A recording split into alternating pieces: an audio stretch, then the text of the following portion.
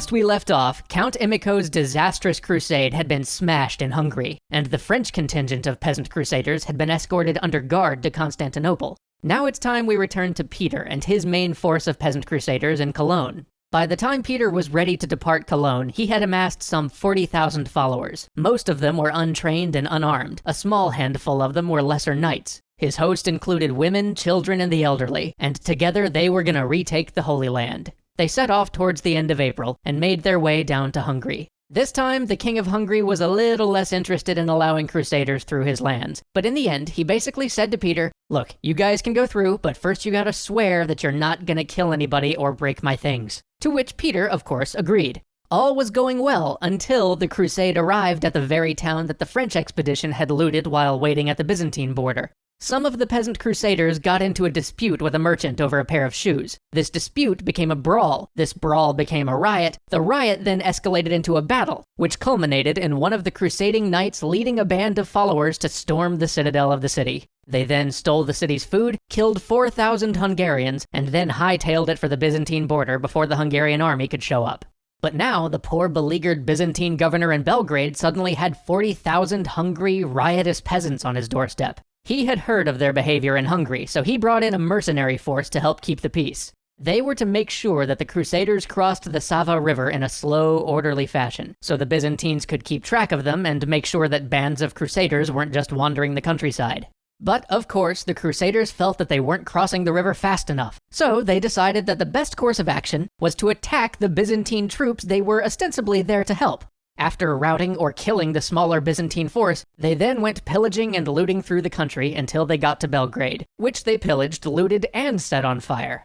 The Crusaders then began to loot and sack their way towards Niš, the provincial capital. But our poor beleaguered Byzantine governor had been busy preparing the defenses of Niš while the ponderous Crusader army was on the march. He had called in as many troops as he could, and when the Crusader force got there, he met with Peter. He asked that Peter wait at Niš until a military escort could lead them to Constantinople. Peter agreed, but only on the condition that the governor feed his army while they wait. Now, 40,000 people is no small number to feed in medieval times, and soon the governor was faced with the choice of feeding the Crusaders or feeding his people. So the governor just told them to go. Just head for Constantinople and leave him alone.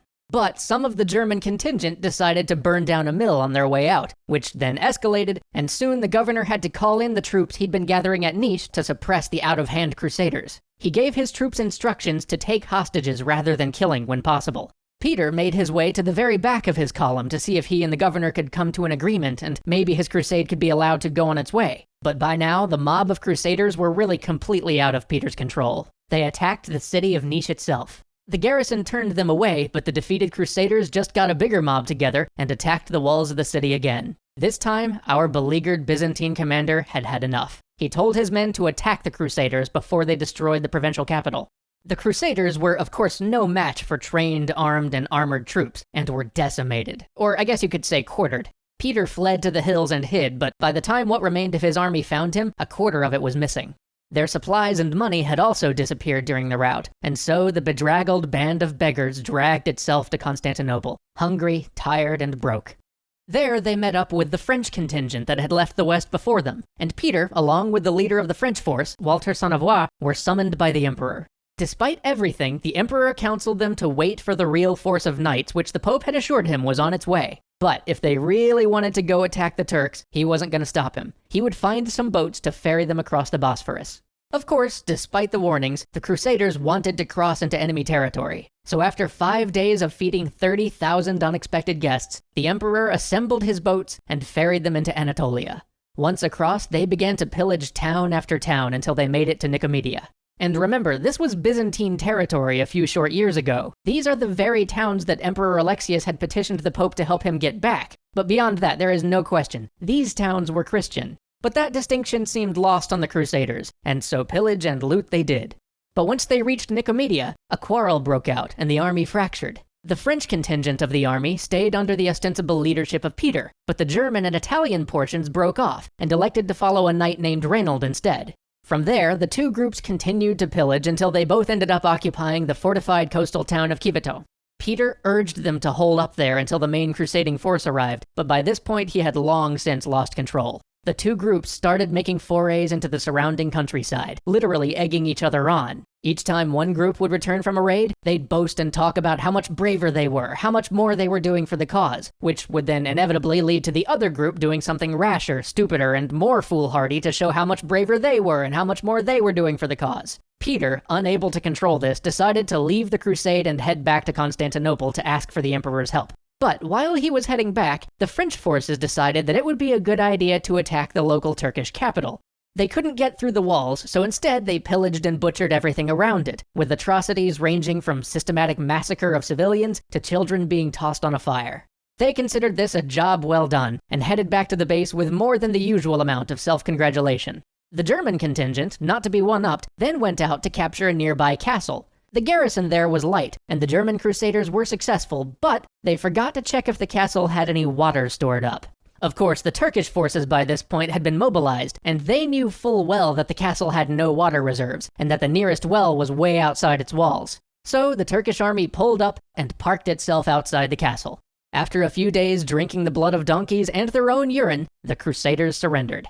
Upon surrender, the Turks demanded that the crusaders either convert to Islam or be put to death. While many crusaders refused to abandon their faith and were put to the sword, brave Sir Reinald, leader of the band, never a man to be outdone, surprised even the enemy commander when he not only offered to become a Muslim, but also offered to join the Turks and make war against the Christians if they'd spare his life. Meanwhile, word, probably intentionally spread by the Turks, filtered back to the French crusaders that the German group had not only captured a castle, but actually captured the Turkish capital as well. An argument broke out in the camp. Some thought that they should wait for Peter to return, which he never would, while others thought that if they waited they'd miss out on all the good looting. Soon, the faction supporting looting won out, because of course it did, and every single remaining crusader, about 20,000 of them, marched out of their base toward the capital, under the leadership of one Geoffrey Burel. About 3 miles from the crusader base, in a narrow wooded valley, the full might of the Turkish forces lay in wait. The disorganized crusaders, rushing up the road in an effort to make it to the capital in time for plunder, didn't even notice the trap. As a hail of arrows poured out of the woods, the crusaders began to rout almost immediately. Turkish horsemen thundered out of the woods, chasing down the crusaders almost to a man. Of the 40,000 peasant crusaders who had left Western Europe, only 3,000, following their brave leader Geoffrey Burel, managed to flee fast enough to escape. Those 3,000 managed to hole up in an old abandoned castle until the Byzantines came to rescue them. So let's just review the Crusade scorecard so far. Hungarian citizens killed? Thousands. Byzantine citizens killed? Also thousands. German Jews killed? Again, thousands. Crusaders killed? Tens of thousands. Christians killed? Tens of thousands. Turks killed? A few, most of them civilians. Massive economic disruption to the Eastern Roman Empire? Check. Eastern Roman forces who the Crusaders were supposed to be helping attacked? Check. Potential allies in Muslim territory ransacked? Check. And Holy Lands retaken? 0. And thus, the First Crusade began. Join us next time to find out what the barons have been doing during these shenanigans, see how the better-equipped barons and princes fare against the Turks, and watch the First Crusade actually begin.